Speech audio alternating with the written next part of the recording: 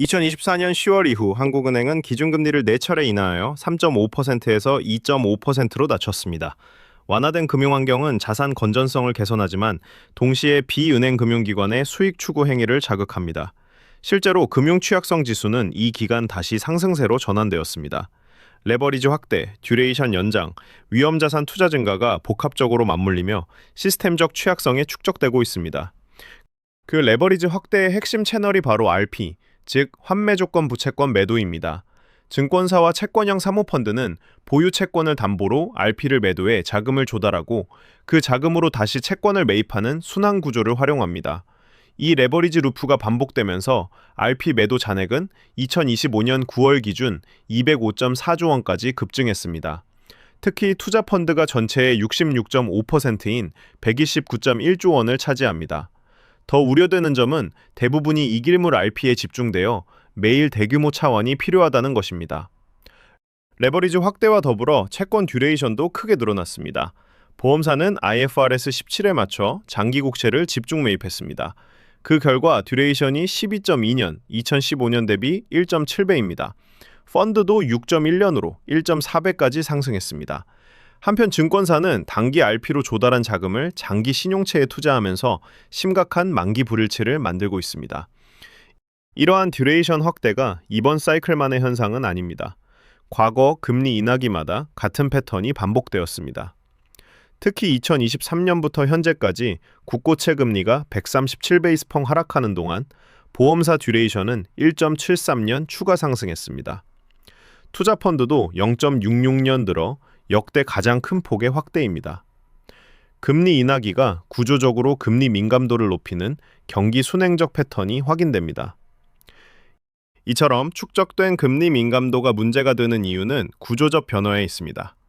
2024년 말 기준 비은행 금융기관의 총 자산은 6,213조 원으로 예금 취급 기간의 5,504조 원을 넘어섰습니다.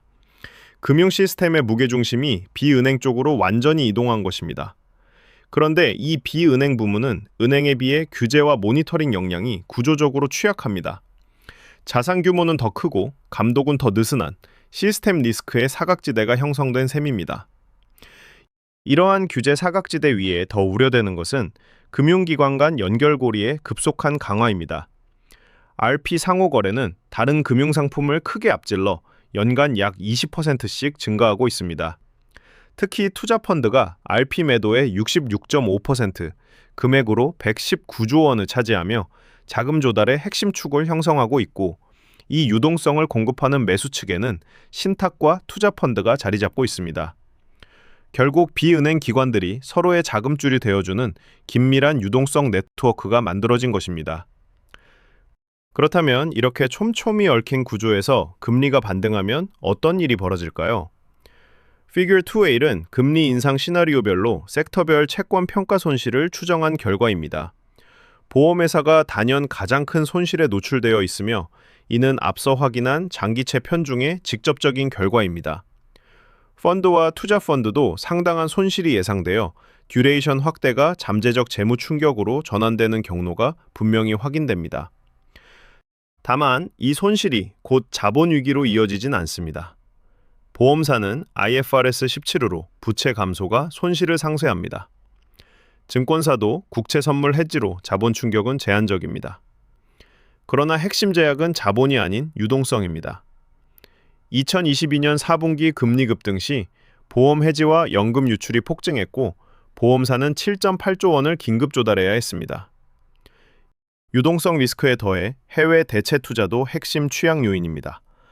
보험사의 해외 대체 투자는 107.4조 원에 이르는데 후순위 자산 비중이 50%를 넘고 요주의 이하 여신도 증가 추세입니다. 증권사 역시 14.2조 원을 변동성 높은 펀드와 우발 채무에 집중 배분하고 있습니다. 글로벌 경기 둔화가 현실화되면 이들 대체 투자 손실이 수익 변동성을 크게 확대할 수 있습니다. 이러한 개별 리스크 요인들이 실제로 어떻게 연쇄 확산될 수 있는지 살펴보겠습니다. 핵심은 RP 시장의 만기 불일치 구조입니다. 채권형 펀드는 듀레이션 6.1년의 장기채를 보유하면서 자금 조달은 이길물 RP에 의존하고 있습니다. 단기 금리가 급등하면 신탁과 투자펀드의 RP 매수 여력이 축소되고 이는 곧바로 채권형 펀드와 증권사의 차환 실패로 전이됩니다. 최악의 경우 대규모 채권 투매가 촉발되어 비은행 금융 전반으로 스트레스가 급속히 확산될 수 있습니다. 지금까지 살펴본 5가지 채널, RP, 레버리지, 듀레이션 확대, 대체 투자, NBFI 비중 확대, 상호 연계성 심화는 각각 독립된 리스크가 아닙니다. 이들은 동시에 작동하며 서로를 증폭시키는 복합 취약성 구조를 형성하고 있습니다.